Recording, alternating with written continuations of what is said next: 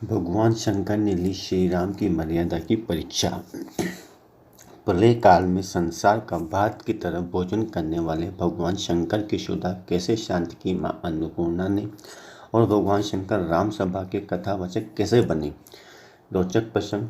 भगवान शंकर विश्वनाथ के अर्धांगिनी है माता अन्नपूर्णा। माता पार्वती ही सृष्टि काल में महामाया पालन करते समय अन्नपूर्णा और संहार करते समय कालातीत कहलाती है। भगवान शंकर का परिवार बहुत लंबा है। स्वयं शंकर जी, पंचानन, पुत्र गजानन और षडानन, 3 बहुएं, 2 पोते, फिर इन सब के वाहन, इसके अलावा नंदी, भृंगी एवं शंगी और बहुत खाने वाले भूत प्रेतों का समुदाय। इन सब की सुधा पिपाशा शांत करने का जिम्मा माता अन्नपूर्णा का है।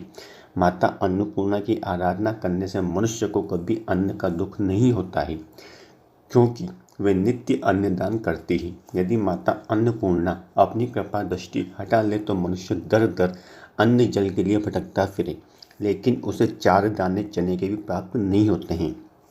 एक बार भगवान शंकर की आज्ञा से माता अन्नपूर्णा ने महर्षि वेदव्यास की तरफ से दृष्टि फेर ली।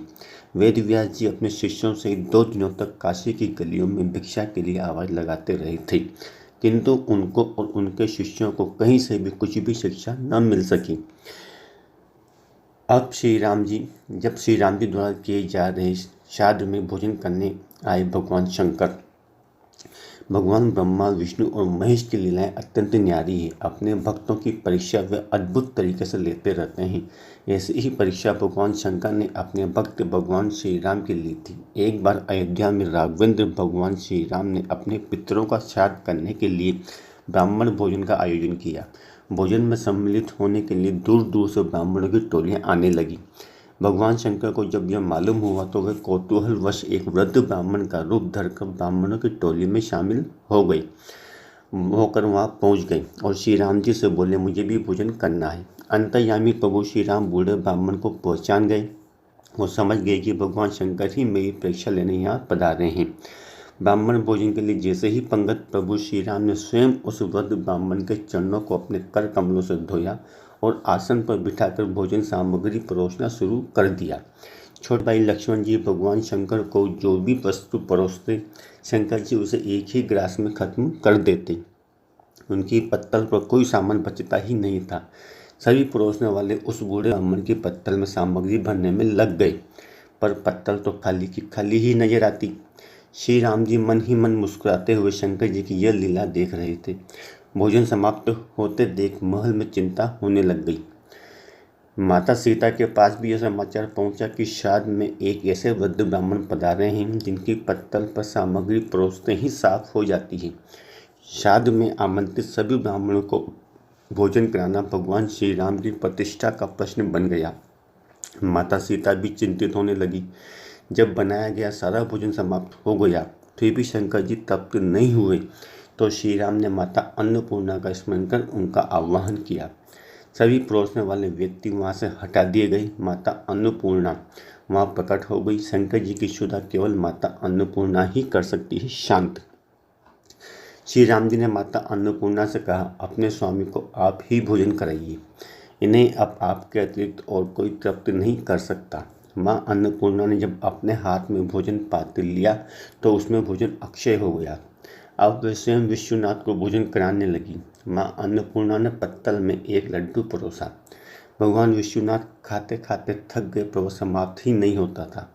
माँ ने दोबारा परोसना चाहा तो भगवान शंकर ने मना कर दिया। शंकर जी हंसते हुए डकार लेने लगे और बोले, तुम्हें आना पड़ा, अब तो मैं तृप्त हो गया।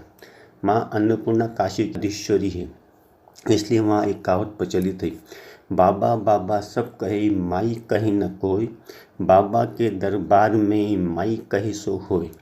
जिस प्रकार भगवती अन्नपूर्णा द्वारा भगवान शिव की पत्तल में परोसी गई मिठाई बार बार खाने पर भी कभी घटती नहीं, उसी प्रकार अच्छी नीयत से कमाया हुआ धन कितना भी खर्च करने पर घटता नहीं और खराब नीयत से अर्जित धन कभी ठहरता नहीं, साथ ही दुख का कारण भी बनता है।